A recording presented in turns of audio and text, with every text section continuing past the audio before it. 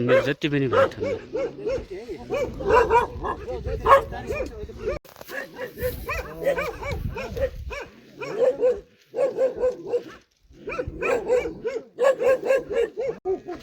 बाहिर आउनु कुरा गरौँला त्यसरी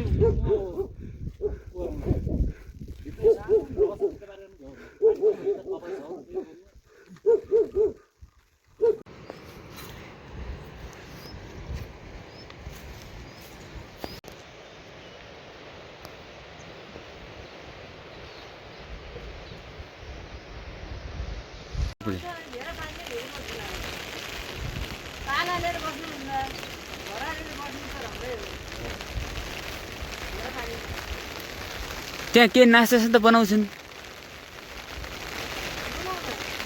थाहा नै यति छिमेकी मान्छे छिमेकी भइगयो त अनि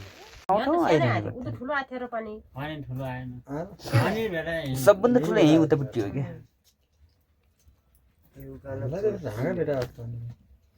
त्यो सानो पानीले त है त्यो उकालोमा त एकचोटि पानी छाता उडेन नि पानी परेन परिवेश जुम्ला जाने भयो त उहाँहरूसँगै जुम्ला जाने ए पोहोर त्यसले जो जुम्लाबाट ल्यायो अहिले यसले डोलबाट ल्याउने हो कि कहिले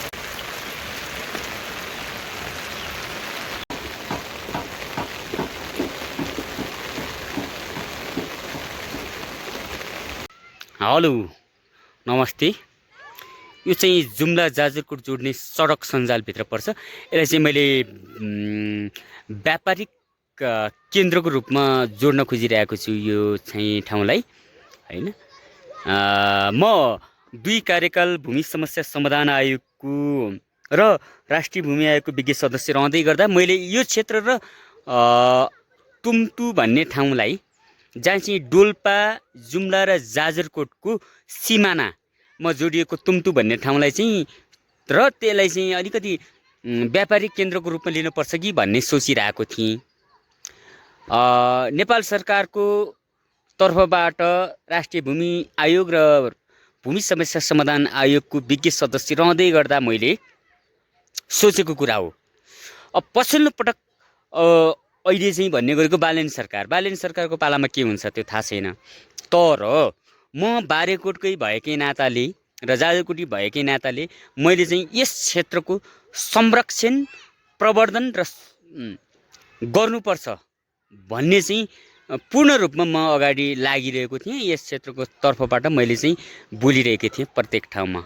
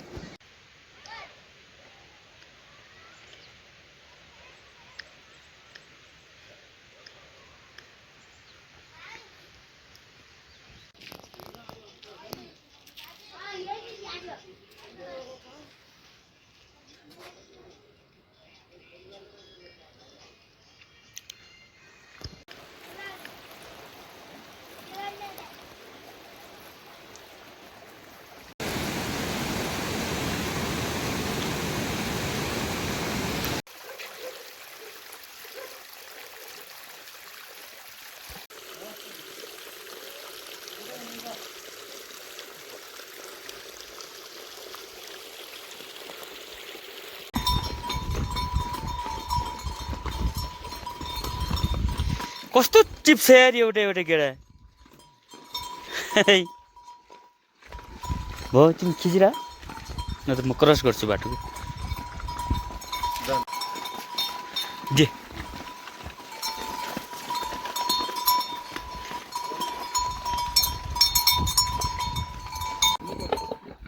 निस्किनु पर्ने भयो त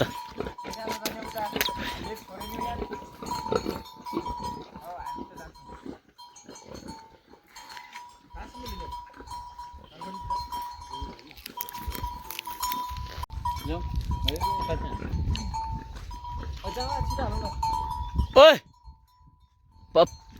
परवेश जाऊ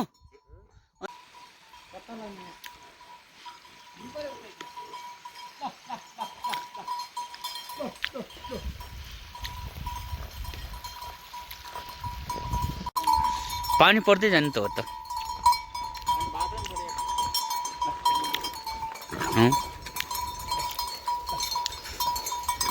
यो भीमदाईको कम रहेछ हैन ल पुरै चाहिँ नि बङ्गुरलाई ल्याएर बँदेल बनाएर राखिरहेको छ नि है मान्छेहरू यिनीहरू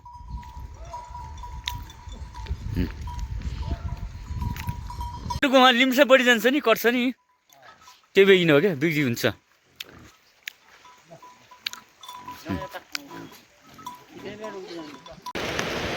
ढुङ्गो समातेले है हान्ने है कहिले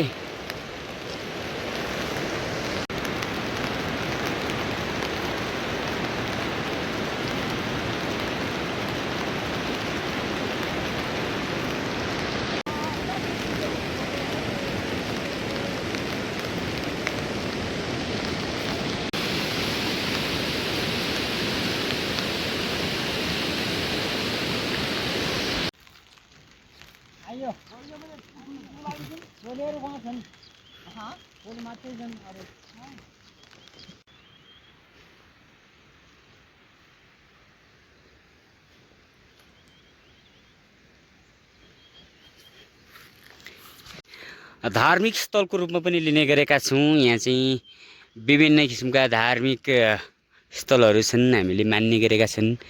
हामी आउँछौँ, यो हाम्रो आफ्नै मान्ने ठाउँ हो, देवता मान्ने ठाउँ, देवी देवता मान्ने गर्छौँ। यहाँ चाहिँ अब अलिअलि पहिले जस्तो अहिले छैन। पहिले हामीले गाई भैँसी पशु वस्तु यतितिर पाल्ने गर्थ्यौँ, अहिले चाहिँ अलिकति माथिल्लो भेगतिर पठाउने गरिएको छ। यहाँ चाहिँ पाल्ने गर्दैनन् होइन। पहिले चाहिँ यहाँ भिडै हुन्थ्यो, तर हामीले अहिले देवता मान्ने गर्छौँ। यसरी चाहिँ सबैले त्यहाँ एउटा फुलपाती चढाएर चाहिँ हिँड्ने चलन हुन्छ। माथि देखिएको एउटा सानो घर जस्तो छ, त्यो देवता चाहिँ हामीले पनि मान्छौँ। त्यहाँ चाहिँ अब साउन पूर्णिमामा चाहिँ सबै चाहिँ अब गाई भैँसीहरूको सुरक्षाको लागि, मानवीय सुरक्षाको लागि पनि त्यहाँ चाहिँ चढाउने के अरे त्यो दिनको पुरै दुध खिरहरू होइन, पुरी अनि खसी बोका चढाउने गरिन्छ। त्यहाँ चाहिँ म लगायत मेरो सन्तानहरूले पनि त्यो बोकाहरू चाहिँ खाने गरिन्छ है। फेरि ल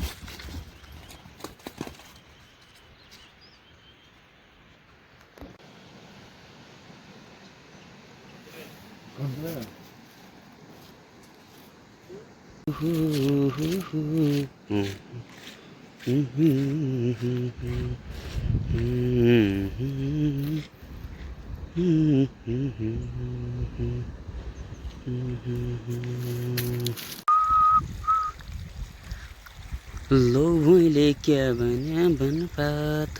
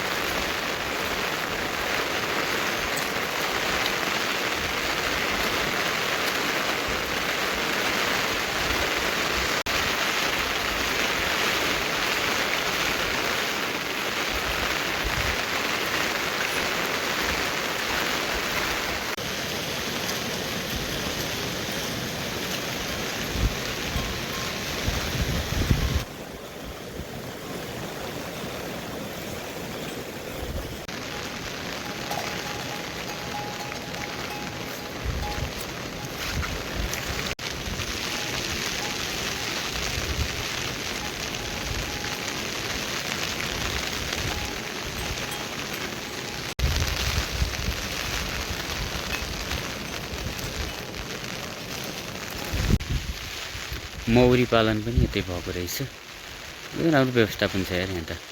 स्याउ, दुबो, सकरखण्ड हैन, ओहो भागो सबै चिज चाहिँ नि यहाँ उपलब्ध छ है।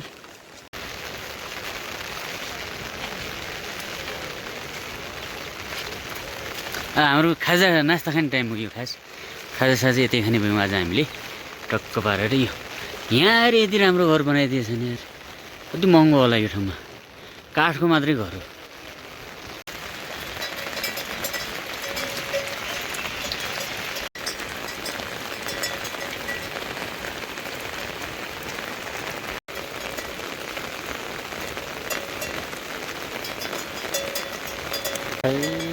किन त्यस्तो के भयो र? किन हामी चिसो, हामी मान्छे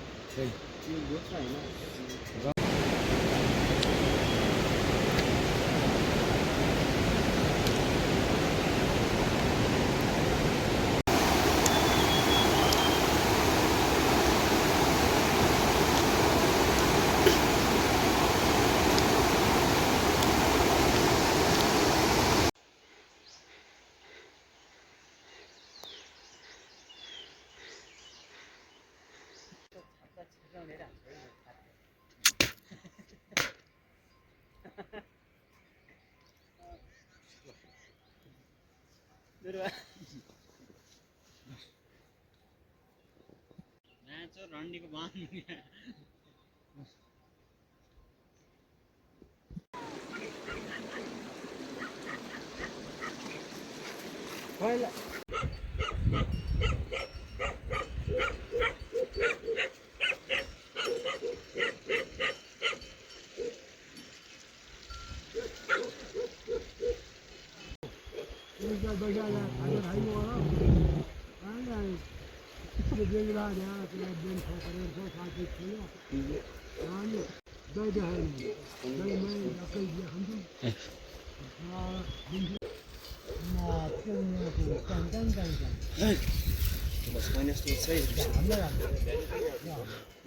भ्याइसक्यो हिजो अस्ति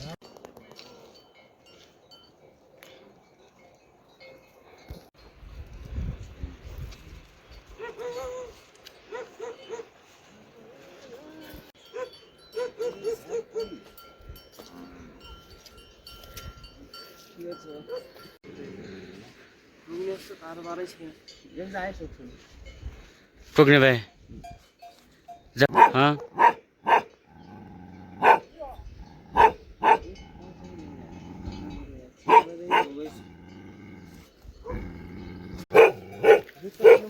दुध खानु पर्यो बढी अलि टाढै हान्नु दे पछि पछि आए हामी पछि पछि